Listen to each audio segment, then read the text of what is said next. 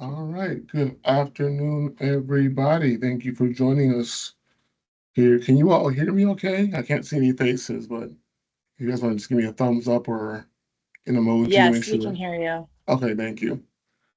So we'll go ahead and get started here. We have about an hour for the webinars today, this morning.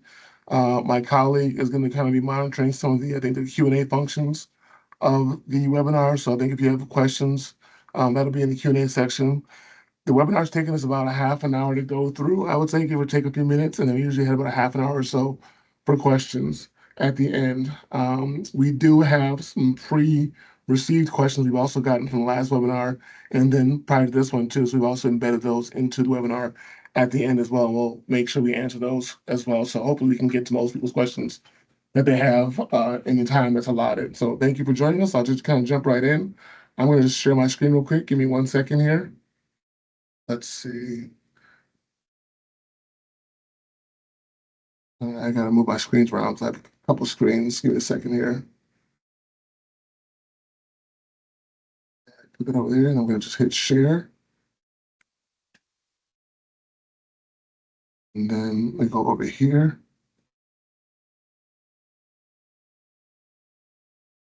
And let me just make sure my cursor is working correctly so I can navigate. Okay. All right. Can you all see the screen? Again, give me a thumbs up or an emoji if you can see the screen. All right. Thank you all. All right. So we'll go ahead and jump into it. So this is the webinar for the Minnesota African American Family Preservation and Child Welfare Disproportionality Act non-phasing program county webinar update. So long title, but this is for those folks who have an interest in learning about kind of the phasing program. If you are a non-phasing program, or just somebody who wants to know more about it. Um, my name is Devin Gilchrist. I work here at DCYF. I am working in the African American Child and Family Wellbeing Unit as well, and I've been here for the better part of 11 years in various capacities. So I do recognize some names and whatnot in the attendance. Happy to see you all here. And so we'll just kind of jump into it. This is the brief agenda here. So we'll talk a little bit about some of the history around this bill. I think it's important for that to kind of set some context and some grounding as kind of how we got here as well. And then we'll go into kind of updates regarding the Hennepin and Ramsey County Basin program. Then we'll kind of transition into some of the statewide working group role and duties, and then have time for questions. So hopefully in that time frame, you'll have some questions you may have already answered, and if they're not answered, feel free to ask them in the Q&A as well. So we'll talk a little bit about the Minnesota African American Family Preservation Act history. And this was first developed at the end of the 2018 legislative session. Again, then named the Minnesota African American Family Preservation Act, or MAAFPA. It was modeled similarly to many of the general provisions of the Minnesota Indian Family Preservation Act, which is also MIFPA. Some of those provisions include requiring active efforts, prevention grants, and also a council to provide insight and guidance. In 2018, the purpose of MAFPA was to protect the best interests of African American children and promote stability and security of African American children and families by establishing minimum standards to prevent the arbitrary and unnecessary removal of African American children from their families. The 2018 version consisted of 11 sections. Within those sections, there was a focus on active efforts, preventing placement, preventing termination of rights, and local agency conduct. That act, as it was written, would have established an African American Child Wellbeing Department, which would have consisted of 5 staff, and it also would have established an African American Child Welfare Oversight Council. Additionally, it would have established African American Child Welfare grants to provide primary supports for African American children, child welfare programs to implement the act. And also, the provisions of that legislation would have been entirely exclusive to African American children and the families. In 2018, the bill did not get a hearing in that session. In 2019, the bill received a hearing, but did not advance in the session.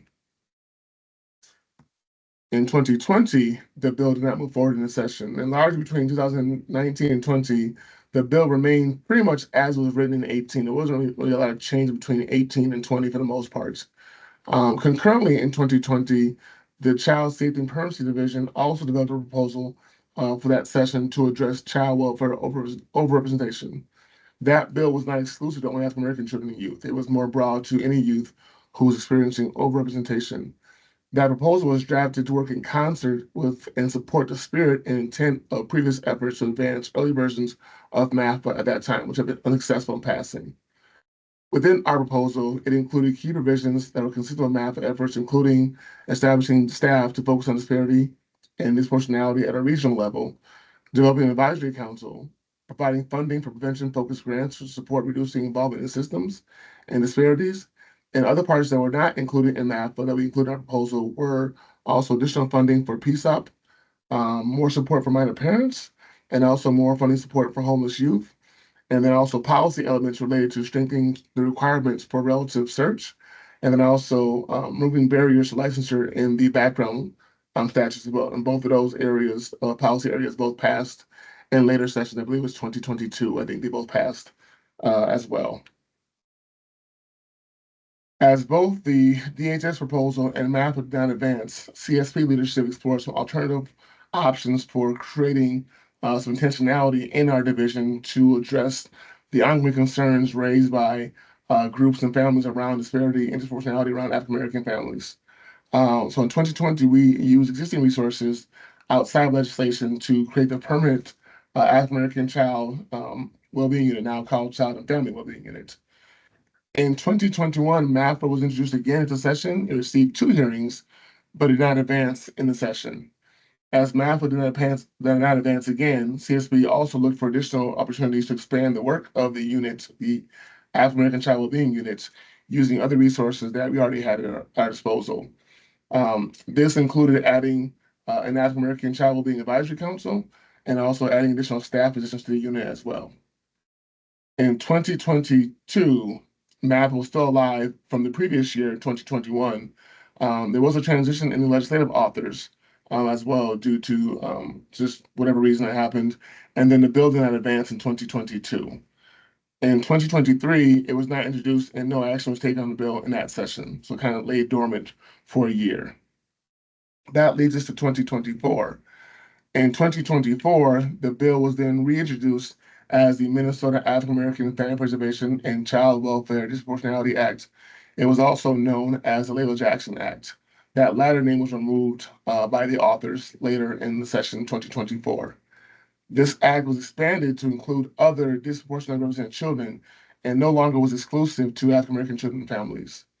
This new act in 2024 maintained many of the key elements of the previous versions of the bills, but also added some additional elements with more focus on agency oversight, which included increased case reviews by the state and county, additional monitoring and reporting mechanisms, and then also the phase-in program for Hennepin and Ramsey with an opt-in option for other counties at their request. And thus far, no county has opted in to that phase-in program formally. So with any bill that we come across our desk, we always have some involvement to a degree. It is a general position of DHS and DCOI that we remain relatively neutral on any external proposal that comes across our desk. We will take a position on a proposal if the bill presents a significant negative impact or harmful impact to the public, or if that bill is included in the governor's budget. With the 2024 iteration of this bill, the DCYF staff, meaning leadership, legislative staff, key policy and practice staff, spent significant time and effort really engaging in a number of internal and ongoing discussions, as well as external discussions with legislative authors and community advocates about the bill. We spent extensive time giving assistance, technical assistance to the authors about the bill. We've done it every year since it's been introduced in 2018, but this is probably the most comprehensive year that I've seen in my time here. We always offer assistance to any kind of external bill authors when a bill comes across our desk. The authors can always choose to accept or not accept any assistance or language suggestions we give them in the final version of the bill. It is their choice, but we always try to give them bill language that helps to keep the bill in alignment with current existing statutes and laws. It's also clear and also creates no adverse kind of legal or practice implications or contradictions, and also make sure the bill has the greatest chance of being passed and implemented feasibly.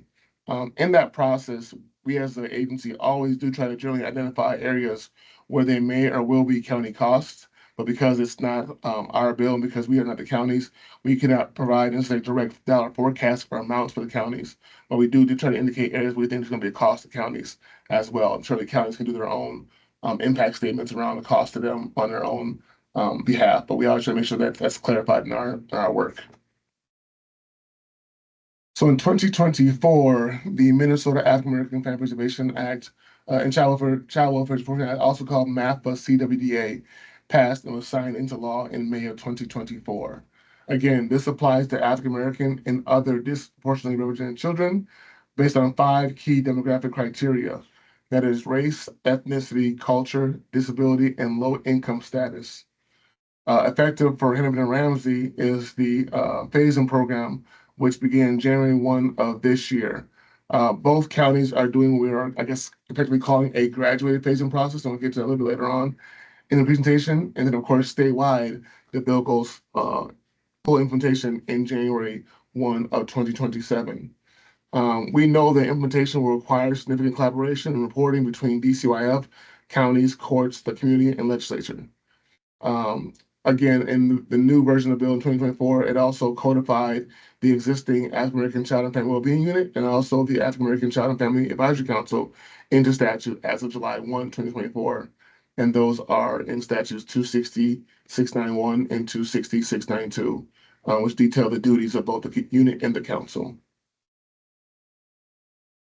That kind of brings us to the phase-in program. So with the Hennepin and Ramsey County phase-in program, it was initially proposed as a pilot and then reconceptualized as and designed as a phase-in program. It became effective again January 1 of 2025 in both Hennepin and Ramsey. It implements sections 1 through 17 of the bill. The case review requirements under section 9, subdivision 2, which are what the counties have to do, must be provided by January 1, 26. So they have a little bit of time to do that as well. The phase-in program also includes appropriations for both counties, 2.5 each, for Ramsey and Hennepin respectively, for implementation needs and costs. What those needs and costs are pretty broad. I would say it's not defined, it's pretty broad, but whatever the county decides is necessary for them to implement the phase-in program is kind of what's covered. And then there's $1 million total, $500,000 each for each county for community-based primary support and prevention grants as well. And both these amounts were not set by us as an agency, they were set by the legislative authors. In January 1, 2026, the commissioner must report on the outcomes of the phase-in program, which includes the number of participating families in the phase-in program, the rate of children in at-home placement, and the measures taken to prevent placement for each participating family. That is what's in statute as our requirements for reporting on the phase-in program as an agency. The core elements or requirements of the phase-in are largely the social service agency requirements for active efforts and documentation, a number of court requirements for orders, reviews, and hearings, cultural competency trainings that are provided by us, required for child welfare workers, and also available for court attorneys and guardian items. Also required for local agency conduct and also county administered case reviews. There's a requirement for certain DCYF targeted case reviews that we would initiate and complete on our behalf as an agency. There's also a requirement for improved data reporting and disaggregation to better identify disparities and disproportionalities in our child welfare data. We're required to issue best practice guidance in a number of areas. 2 areas that are requiring to have a practice guide actually completed are engaging non-custodial parents and also maintain a connection with relatives. And they're also required to give some guidance on ensuring frequent visitation. What that guidance will look like is not necessarily required to be a practice guide, but it could be. We also have a requirement for DCYF MAAFPCWDA compliance oversight, which includes a complaints and feedback portal for the community to express questions, complaints, concerns about counties' efforts to maintain compliance with the requirements of the bill. And there's also a requirement for us as an agency to establish a system of compliance for the bill as well.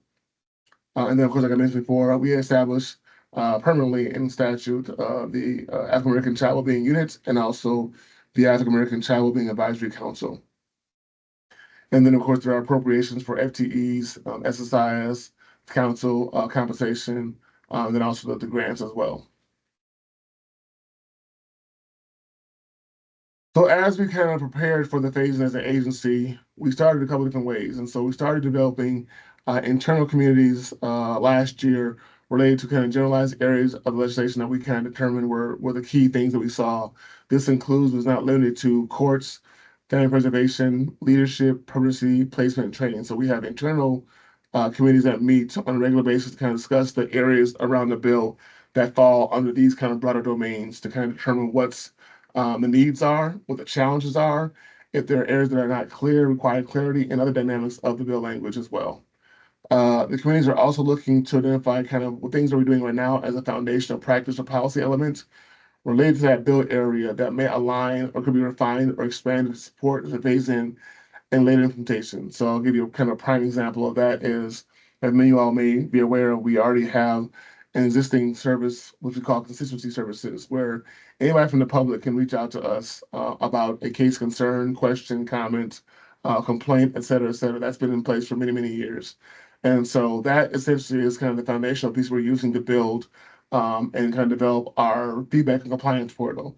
And so internally, we've used that as an existing website, or not website, sorry, email that folks can use to email us. And we're making some changes internally on how we triage those cases amongst our staff when it is a case that may involve a MAAFPCWDA or CWA complaint or issue as well. So that's a way that we've taken what we already have and are working to modify that into a feasible way of using that to meet the need of that requirement in the bill as well.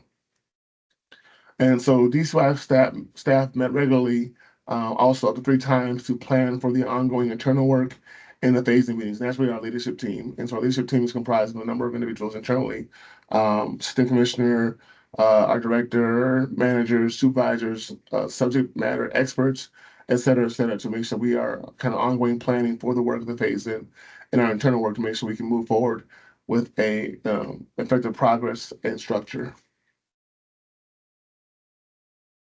So we started doing the actual phase-in county meetings last summer with Hennepin and Ramsey. We started meeting twice a month in the summer. Those meetings focused primarily on working in partnership and collaboratively across the agencies, Hennepin, Ramsey, and us, to support successful implementation of the phase-in program. The meetings focus on shared understanding of legislative elements and duties of both the county and the state, including those that are separate and those that are shared. We also went through identifying roles and oversight in key areas, such as definitions, the case review process, practice guidance, training, et cetera, et cetera.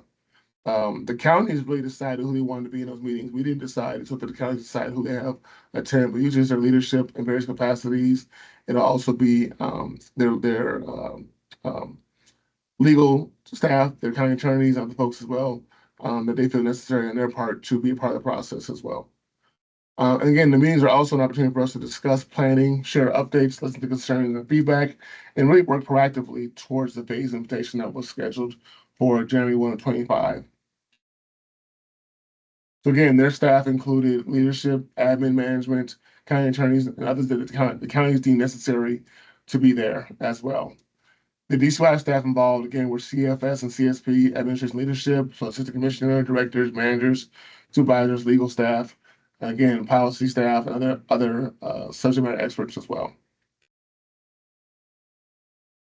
Some of the key areas of focus in those meetings and discussions were, of course, appropriations, so the 2.5 for the implementation for both Hennepin and Ramsey, respectively.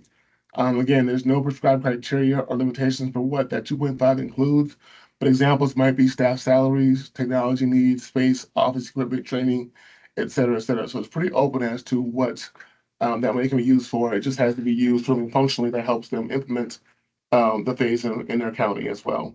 And then we also discussed kind of the process that we use for tracking and reporting and monitoring that money. And then the second piece, of course, was the $500,000. What we decided to do was in the bill, it is written that we would be the ones to determine and basically select the grantees. We thought it made more sense to just give the grants directly to Hennepin and Ramsey for a variety of reasons. It made sense that the counties would be the ones that best select who will be the agencies in their respective areas that would be able to provide those primary support services. It didn't really make sense for us, I think, as a state to make a decision for them at a county level. So we gave it to them directly as well going forward.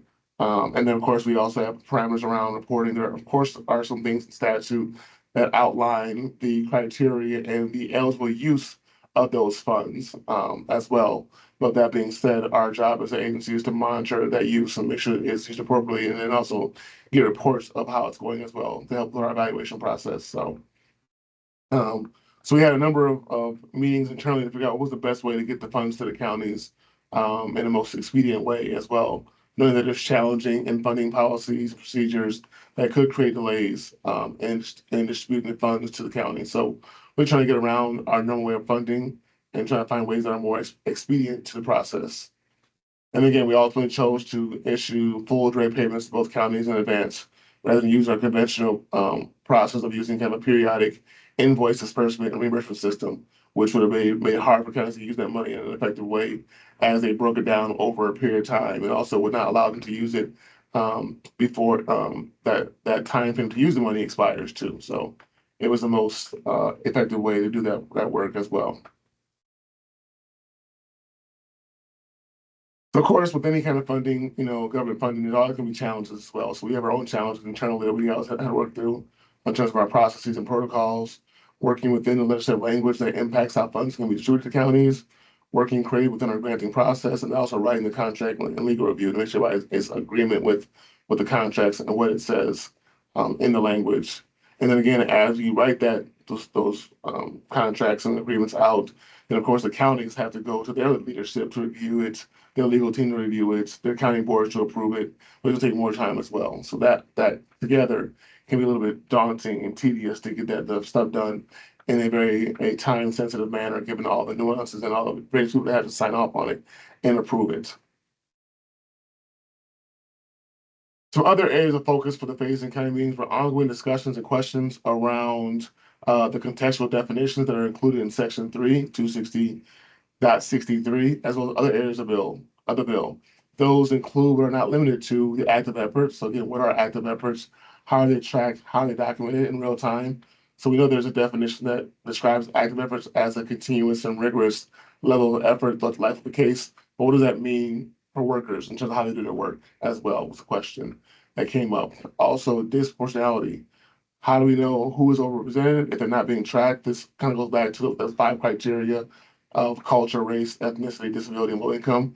Right now, SSIS does not have the capacity and capability to really track some of those things at a quantifiable level, namely culture, low income, and disability. And so, how do we know who's overrepresented if we don't have a way to track that in the system is a challenge. And so, talking through that process as well, that's how the phase, and I think I should go back, the phase in was able to do their graduated process of looking at kind of race ethnicity right now as the primary goal, because that's what we can track right now, knowing that later on we'll have to find ways to better track those other 3 criteria as well, once they're defined a little more clearly. And then again, that leads us to that 5 criteria regarding disproportionately represented child. And so with regards to culture and disability, really which are not really as broad or not, which are broader and not as easily defined. So what is culture defined as? It's a very broad bucket to say culture by itself. And again, disability is also kind of similar. Are we talking about physical? Are we talking about emotional? What is disability? At what level are we talking about? Is that to be diagnosed, or is it something that just impacts their day-to-day life and their ability to kind of function as well? So it's not clear what disability really means in a contextual sense. So we're working to really define that as well to better understand who will be eligible under this bill. And then again, also child welfare. So child welfare is mentioned many times in the bill language, and it's not quite clear as to what kind of case are we talking about with child welfare. I think, in many ways, a lot of it does seem to apply to child protection, but also it mentions child welfare. And so are we talking about child protection? Are we talking about CMH cases potentially, especially those with placement? Are we talking about standard foster care, PSOP, et cetera, et cetera? So what actually is child welfare, and how do you apply the bill language and requirements to the respective areas of child welfare that maybe are under that umbrella? So working to define that as well. And then life of the case. And so again, back to the definition of active efforts, and it talks about the life of the case. When does the life of the case start? Is it at intake? Is that at case management? It's not quite clearly defined either. So trying to define when the case starts so that way agencies and workers know when to apply the requirements of the bill, respectively speaking, in a case that they're working with. So those are some of the key areas that have come up over our conversations with the phase-in counties thus far, and the most kind of pressing things that have been at the helm. Of course, there's other things that are coming up too, but these are the most consistent, I think, that we discuss. So again, active efforts, like I mentioned, the counties identified a need for training workers on active efforts. So the active efforts training is not actually a requirement in the bill as is written, but the workers and the staff of the phase-in counties felt it very important to have some training on active efforts. So DCYF and the training academy worked with community members to develop the active efforts training that both him and Ramsey workers both went through. The active efforts training is designed to give workers a better understanding of active efforts and increase capacity to provide them to their families. In the training, we contracted with current social workers, other child welfare workers, and other community partners to be trainers to deliver that training to workers. And spent several weeks providing trainings with Hennepin and Ramsey County workers. And now they are in the process of opening it up to begin offering some opportunities for that training for other workers from non-phase-in counties, the courts, other areas to participate in that training as well. So that's opening up now, slowly but surely. The bill also requires that DCF has to collaborate with CGI, Children's Justice Initiative, to ensure that cultural competency training is given to individuals that work in the child welfare system, including child well-being workers and supervisors. And so we're currently working on that right now. We haven't finished that training yet. One of the biggest challenge to that, I would say, is again, what is the definition of culture? And what would a cultural competency training look like given a definition? It's not quite clear yet. Are we doing one broad training that covers a number of cultures, or are we trying to create a series of trainings that are specific to different cultural aspects? And again, what does culture mean? So that's been a work in progress, but that's the goal as well, is to get that completed so we can offer it to county workers and other individuals as well. And then again, making that available to both attorneys, judges, uh, guardian lions, et cetera, et cetera. We also know that with each population, child well-being workers, supervisors, plus also court staff, there are different nuances to the work they're doing. So the cultural competency training may look a little different for each kind of group of workers or professionals too. So that's also a consideration that we're looking at putting into the work we're doing to develop that training. And again, we're currently working with an external contractor to develop the training as well, and hopefully that'll be done soon. Again, working through defining culture to determine how to best construct and develop the training to support, a responsive and practice and policy application. Let's see. Some other key areas of focus are the eligibility criteria and implementation capacity. And so, of course, looking at the numbers of kids that this may cover, if we look at the definition, this bill may cover a wide range of kids. I think we've kind of estimated, loosely speaking, with some degree, I think, of reliability, that this will probably cover between 90 to 95% of all kids that are in the child welfare system with some capacity, given the broad definitions of the culture, disability, income, and also race ethnicity as well. And so how do we best create a phasing process that does not kind of make it challenging to implement and also have adverse effects? And so what him and Ramsey both kind of talked about and proposed was essentially a graduated process where they won't start with full application of this bill to all families right away.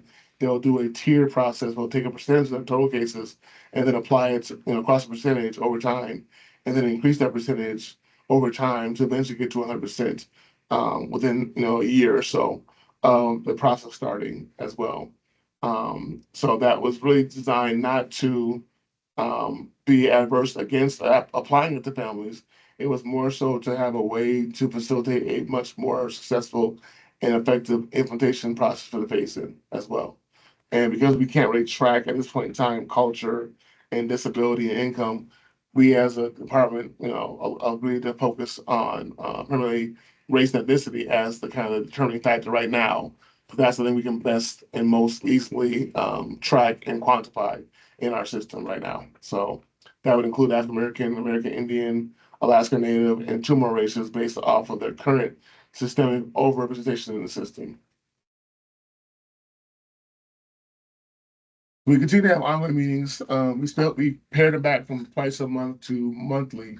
And in those kind of meetings, once January 1 came, continue to talk to the phasing program and process to gain insight, learning, knowledge, and support the phasing process as an ongoing process. And also be used for preparing for 2027 and statewide implementation.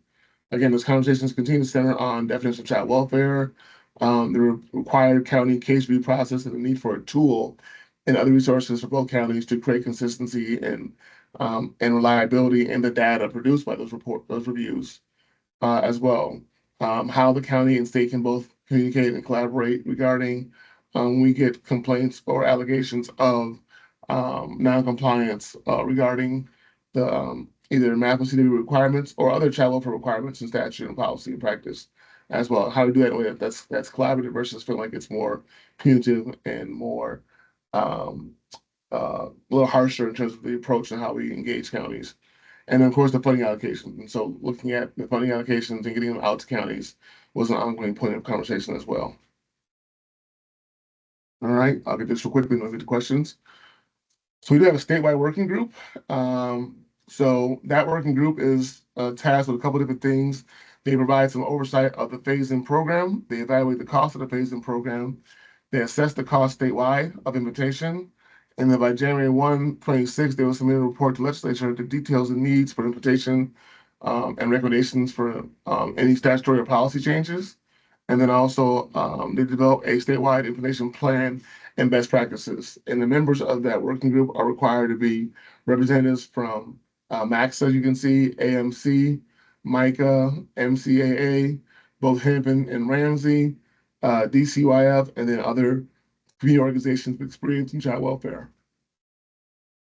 That's the working group right now. And they have had 2 meetings thus far. They just had one, I think, last week, and they're meeting monthly as well. All right. So that's kind of just a brief overview of the phase-in program and also the history of the bill, so to give you some context as well.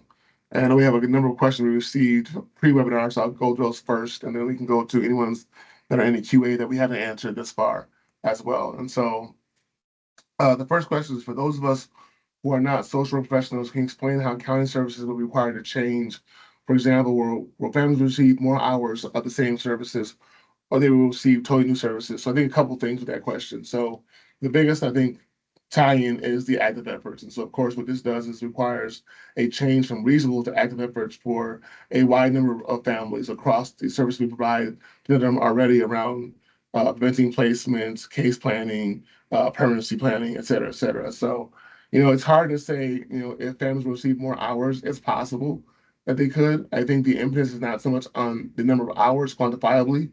I think it's more on the effort of the engagement, right? And so an example might be that as a worker, what reasonable might be considered is if I have a father who needs, to go to therapy to address some past trauma that's manifesting into, or impacting the ability to parent the child safely.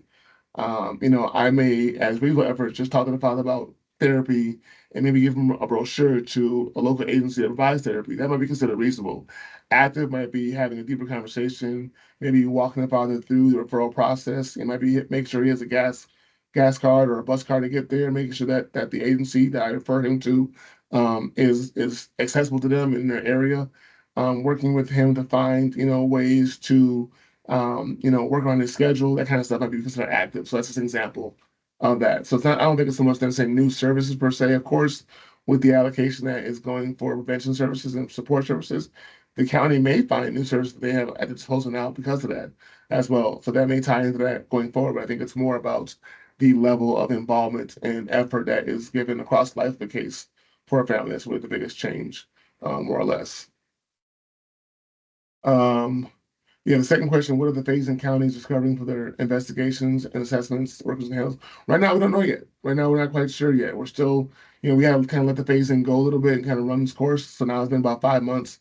Now we're starting to look at some of the data, right? To see kind of what are we seeing in our data related to those things, and how are they really addressing or applying active efforts potentially to their investigation and assessment work as well. So that's something we're looking at right now and looking to pull from data and get more of an idea of kind of what the impact is so far in the first 5 months or so of this phase-in program.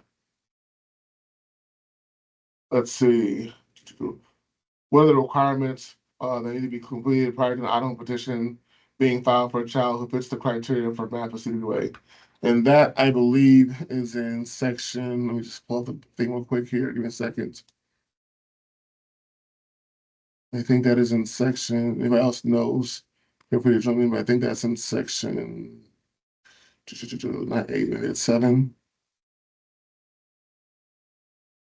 Yeah, I think that's section 7 for the most part. So there are some requirements to document some things in petitions, either for the emergency removal or continued placement of a child. That includes name, age, last known address, name and address of the parents, guardians, custodians. If it's not known, efforts to try to find them and contact them.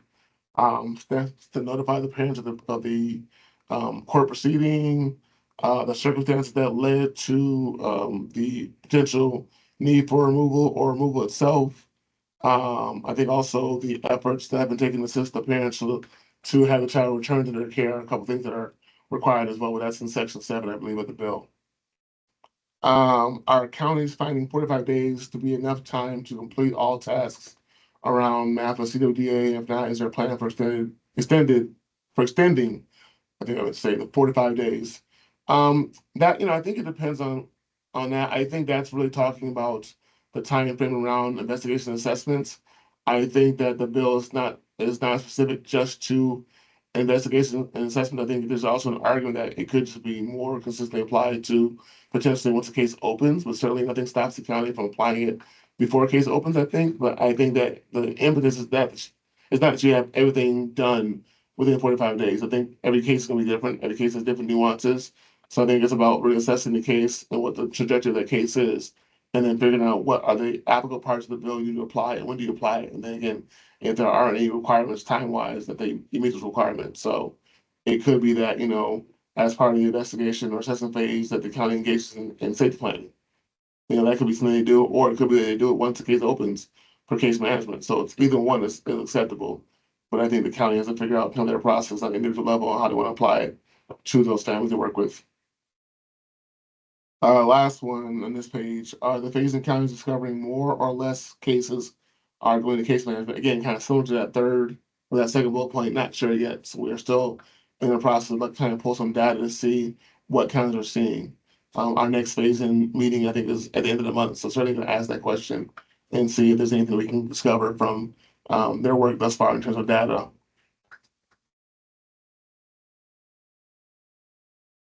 All right, let's see. Sorry, let me go to the next page here. All right. Is there any talk of providing more funding for the rest of the state when implemented? Actually, I try to combine some questions together because I got several questions from individual people that were kind of the same thing. So I kind of put them in the same category. So I think these first three are kind of the same question essentially. So I'll answer as best I can. So yes, as I mentioned before, when the bill first passed, and we were giving assistance on it before it passed, we did identify that there's going to be a cost for counties that we think is there. We just can't say what the cost is at a dollar level. And so we are continuing looking at our part to figure out what can we do to support that need. I would assume and I would hope that, the county agencies would also advocate on their part for their needs and especially when it comes to the fiscal pieces of it and what they need to really do successfully in 27 going forward. And so, yeah, I think that's for the conversation we're having. I think that's something we also want to bring to our statewide working group as they do their work to make sure it's not overlooked or forgotten. Because I think there are going to be needs for those non-facing counties to potentially help them with their rollout too. So we are certainly looking at all channels that we can use within our capacities to make sure if there's an area that we can ask for funds or look into ask for funds. We're exploring that as well, and then also supporting the agencies to have what they need to make their case as well for those funds. How will SSIS or a new CWIS system be set up to support reporting requirements of the Act? Yes, so we are certainly looking at that as a need. That'll be part of also our ongoing work with the working group and other internal working groups as well as we move forward 27. I think there will be definitely some needs to discuss and look into what our options are. Not quite sure what it will look like yet. I think again, as we define the criteria, looking at culture, looking at low income and disability, how is that going to be captured in SSIS as well? Safety planning. It's not clear if, um, do we need to create a statewide template for safety planning, or can we just have one that people use? And if there's a statewide template, would that be SSIS or not? So there's a number of needs that we are definitely exploring and looking into, and we have some of our, SSIS folks in our internal work groups too, as it makes sense, given that there may be some technology needs for those work groups and those issues. So we're still exploring that. I don't have the exact answer yet. Don't know. Of course, we know outside this work, outside of the bill work, there's also work we're doing on SSIS modernization and exploration too. So don't know what the future will hold right now yet for sure, but certainly exploring all options and avenues that we may have at our disposal to either modify our current system or even look at a new system completely. That last question, what do DCYF plan to utilize for collecting data for required reports? So I think that that's really talking, if I'm not mistaken, I think it's really talking more so about the reports that are required for the counties. I think some of that stuff can be pulled from like general exercise reports. Some of the stuff will have to be probably more qualitative in nature. I think that we are looking, as I mentioned before, we're looking to develop some tools that can be used by counties that are universal, so that way we don't have 87 counties doing 87 different kind of case reviews with 87 different tools. So that way we can have some uniformity and some consistency across the board, and also help us for looking at data differently. Because if we have multiple tools and multiple data points being reviewed, then it's hard to compare and contrast how counties are doing in comparison to the requirements and also to each other as well. So we're just working on trying to create consistent tools that we can implement and use. And it may be exercised, it may not be exercised, and maybe a standalone tool we create that's used outside that, or it could be a little bit both as well. So I think we're still continuing to look at that work, try to explore what our options are, and develop something that can be used by counties with county collaboration and partnership as well. Um, I don't know about the last part of the question regarding FFPSA, other funding stream. I think it's hard to answer in this capacity. I think FFPSA is a little different thing, so I don't know if I can answer that question as is written for this particular context, but I will certainly pass it forward if we can get a different answer, make sure that's sent out to the group as well. So what role is the state playing in creating and developing a culture responsive service array across the state? So I kind of go back to my earlier comment about the $500,000 and what we did for Hennepin Ramsey.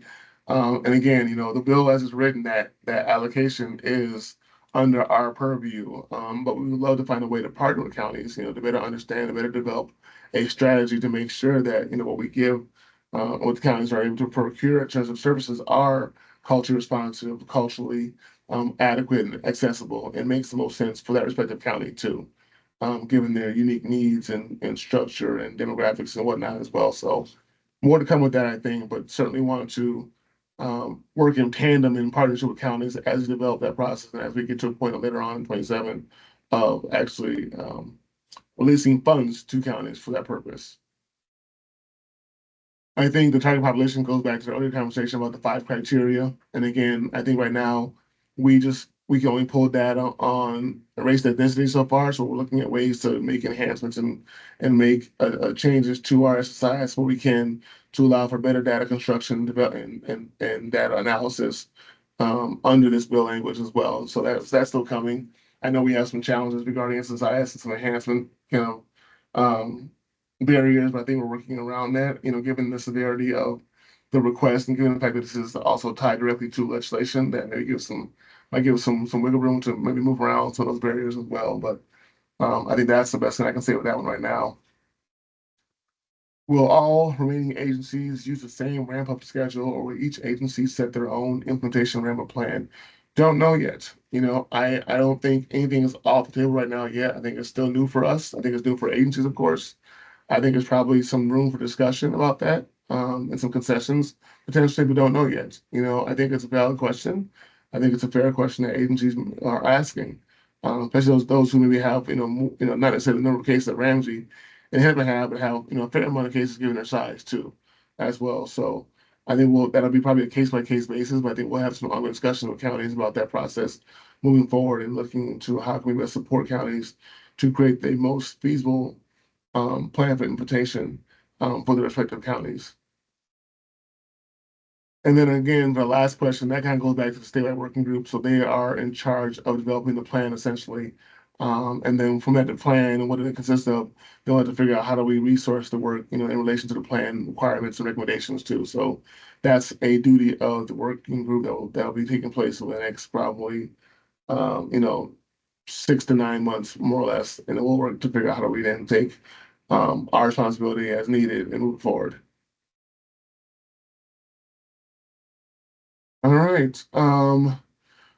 So please share your work on definitions that are currently unclear for implementation. So as I mentioned before, we are working internally first to kind of figure out what that might look like and kind of get a baseline for some potential language around definitions. We have gone back and also tried to engage the legislative authors to get kind of their feedback and input on what they were intending by some languages unclear as well, so we can make sure we can try to match that spirit and that intent as much as we can going forward in terms of the definition. So that's kind of what we're doing now. Sort of looking at if there's a space that we need to create, where we need to put in a proposal for language changes in the policy itself to make it more clear. That's also an option as well on the table that we're actually exploring right now, in addition to our ongoing work internally. So those are two things that I would say are the best examples of kind of how we're looking to work through definitions in a very intentional way to give clarity, to give some specificity to the definitions to help counties understand how to apply it more effectively. Please discuss the compliance reviews and whose responsibility they will be. So yeah, I think there's a number of reviews that are mentioned in the language in the bill. I think the one that this is probably talking about primarily, there's a couple ones. One is the reviews that the agencies do, which is under I think section 9 or 10 of the bill. It's the one around agency conduct. Agencies have to do a review of their systems. There's a number of things that review. Some of them are more quantifiable and some of them are qualitative as well. And so that would fall under the county to complete. But I think that we're looking at what support can we give the counties to do that, which might be more guidance around developing a case review process as a county. As a division, as an agency, we do have to review a couple things. So one area that's included in section 268.9.2, which is subdivision 2, which is targeted case reviews. And those are reviews that we as an agency will do, that we kind of pick certain parts of child welfare practice, and maybe a part that's in MAAFPA.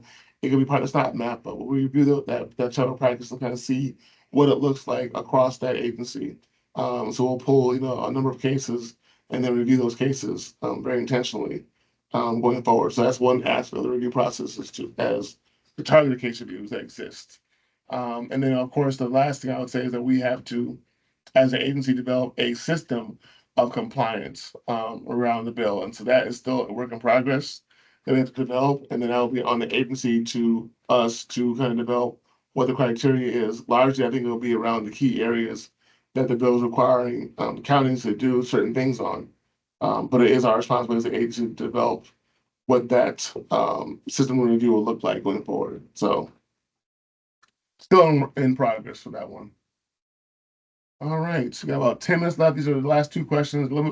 I put these two last because they're a little bit more challenging to answer. So I'll try my best as I can. The first one is kind of what outreach has happened with the judicial branch and county attorneys to date and what's planned. So we have had some ongoing discussions with the county attorneys and court system and CJI about this bill and trying to figure out how can we partner together as well. We are meeting, I believe, this week as well to kind of further have the conversation and plan out kind of how we can better support the application and interpretation of the bill language as well to make sure that families are supported and we don't have any unintended consequences of the language in the bill itself. So that's ongoing. Again, like I said before, our role is we have to at least make available to the court system a training. The court does not take that training as their own training. They can do their own training if they want to on their own behalf. But our job is to make it available to them as well, which we're working on going forward. And so that's going to be a work in progress as our many parts of this bill. But continue to work in the court process and make sure that there is a clear, I think, connection and support for the work that they're doing in terms of the bill and vice versa. So, and then the last one I would say, this is a more nuanced question, and I don't have an answer for it, to be honest, probably. I think it's a very valid question, but under the Act, Minnesota 260.63, subdivision 4, it was created to define African American child as a person under 18 years of age having origins in Africa. The Act does not define what origins means. What is DCY's position as to what origins in Africa mean? Does it mean a parent who lived in Africa? And if so, wouldn't this exclude most African American children? Or does it mean having an ancestor that lived in Africa? If so, wouldn't this apply to all children? How recent in time do the origins in Africa have to be for a child to be covered in statute? My reading is that's what they are asking. My reading is that all children are covered by the statute. I'm wondering if DCY has any insight on this. I think it's a great question. It's a very nuanced question. Again, I remind the audience that this was not our bill that we wrote. So I recall very clearly when this bill got introduced last year that we actually had that same question in our technical assistance, more or less. How is it defined and what does the origin mean? But we didn't quite get an answer to that. So I'm not quite sure yet what that looks like, to be honest. I wish I had a better answer for you at this point in time. It's definitely an area that we're looking at and exploring on how to give clarity to this and give more context so that it's not as ambiguous and not as open to interpretation or open to application by itself and by its written. But yeah, I don't have an answer yet for this. So I think it's a very, very valid question we want to continue to work through and explore and to give better guidance to counties on. So those are, I think, all of the pre-received questions. I'm going to just stop now. I know I had that's a lot of information. I'm going to pause. Thank you for listening and being patient with me, and see if there's any questions in the Q&A before we conclude. And I can't see them, so Sarah, if you can Thank see you, the Q&A. Devin. Yeah, thank you. Yes, I can read there are a couple of questions in the Q&A. Okay. So we've got a question from Patricia, a couple of questions. The first Okay. one is, in the last webinar, you indicated that this was something that applied to ongoing services. As we read this, it is from the front door of the agency in assessment. And then the second one is, how will DCYF continue to communicate as the law might change with the MAAFPA work group, which is charged with making recommendations to the legislature on changes? So for the definition of what a child welfare case, should that not be turned over to the MAAFPA CWDA work group and not be worked out with Ramsey and Hennepin? Give me the second part again, please. So I'm trying to make sure I follow. The second part? Yeah. How will DCYF continue to communicate as the law might change with the MAAFPA work group, which is Yeah. charged with making recommendations? So essentially, definitions, things that is that the work group, or is that being worked out with Ramsey and Hennepin? Yeah, I think a couple of things. I think as we continue to do work on this bill, I'll ask the first part, second part first. I think as we do work on this bill, I think that we'll continue to provide updates. Actually, on the screen here, you have our MAAFPA websites that exist. So if you have not gone there, you can go here to MAAFPCWDA and or the website itself, the address or the QR code, and you can see updates. There's also a place on there you can actually sign up for updates via email as well and get on listserv. So we do send out updates on a regular basis regarding the work we're doing and things that are happening. That's probably the best place I would say. As the working group continues to do their work, we'll have to figure out kind of how we continue to send out updates as it makes sense, either through this existing process or a new process as well. So our goal is to keep people involved and abreast of what's happening. I could also see us doing some more intentional work for non-facing counties to have some space to do more updates as well, aside from these things too. So I think that's a work in progress. That's what I would say are the two things that are available right now. I think in response to the first part of the question, I think it's not clear. I think it's a little bit ambiguous. I think you can interpret it either way. I think that if you look at the language as a whole, from top to bottom, there are times that it seems to infer the life of the case, like I mentioned before, or there's times that it seems to infer ongoing case management. It's just not quite clear as to when it really applies. That's part of our goal too, is to clean up, make sure it's clear, because if you look at who's eligible, you might not necessarily know the race of a child or ethnicity of a child upon the intake process, right? Unless you ask. And what the bill says is that you have to ask the parent. The parent is one who identifies that, not the agency.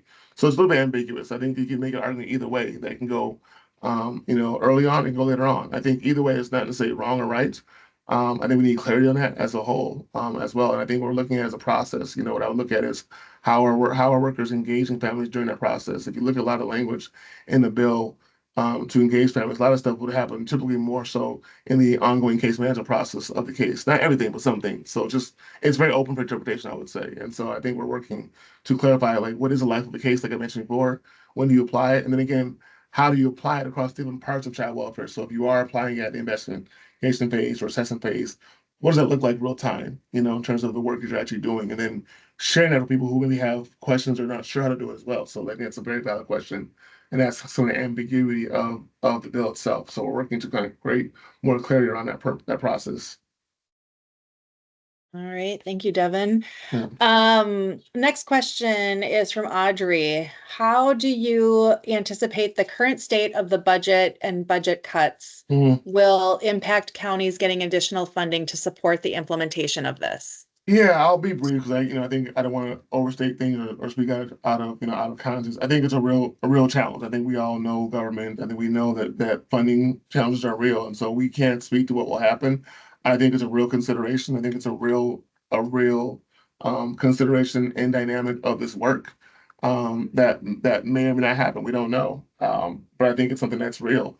Um, and I think we're trying to do our best, trying to figure out how can we best position ourselves for this, for this process, either this year, even 26 and 27, as well. So, I don't know how it will impact. I think um, it's a real key piece of the work we're doing, and something we are definitely being aware of and are mindful of and are trying to find ways to work within that potential construct and that potential issue and need. So, we don't know what legislation will happen. We don't know what will pass. We have no idea, right? But I think funding is a real challenge.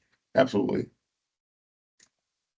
All right. And then take this as our final question. I know there's others and we will respond to those after the webinar, but this is from Aretha, did the parties reference the ICWA Act for guidelines to this act?